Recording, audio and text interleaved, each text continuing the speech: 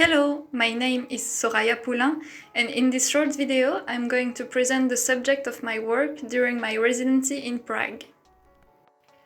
The open call funded by the MISTRA Environmental Communication Research Program appealed to me because it echoed my interest in ecology and environmental protection. In my artistic practice, I seek to communicate philosophical and spiritual concepts related to the people's relationship with their environment. Particularly inspired by the Buddhist concept of contemplation, my artworks aim toward possibly ultimately raising awareness about environmental issues.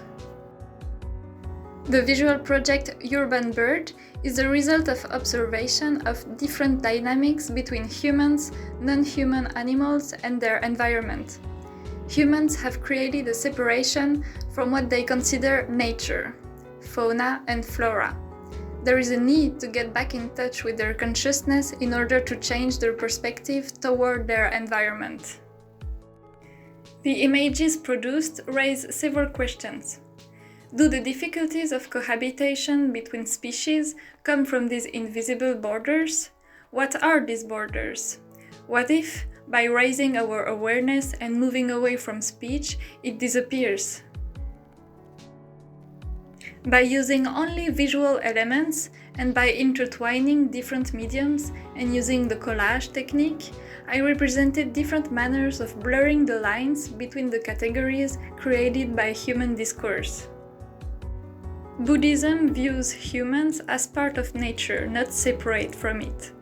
The boundaries which isolate man are created by the barrier of the ego, from which he can emancipate himself through the practice of meditation. This vision meets the philosophy described by Bruno Latour, a philosopher who developed the idea that there is no dualism between nature and culture. The anthropologist Philippe Descola shares this vision, putting the human being on the same level as all other species by no longer defining it as an individual dissociated from nature, but rather as a being that is part of a whole, the term nature being replaced by the notion of living. We find in the social sciences the notion of biocentrism, which gives equal value to all living beings. It is opposed to anthropocentrism, which considers human value above all others and considers nature only as a collection of resources destined to serve humans. These different discourses and many others have been one of the main topics around which various projects carried out by the team of researchers at the Institute of Communication Studies and Journalism at Charles University revolve.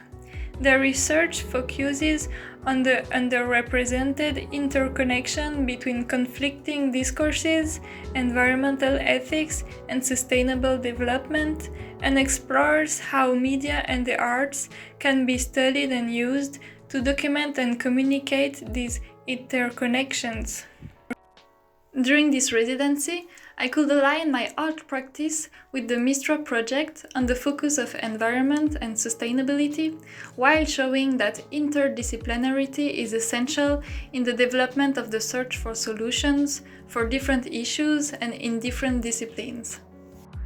In the end, in one way or another, many of the concepts that were created by human discourse are related to each other.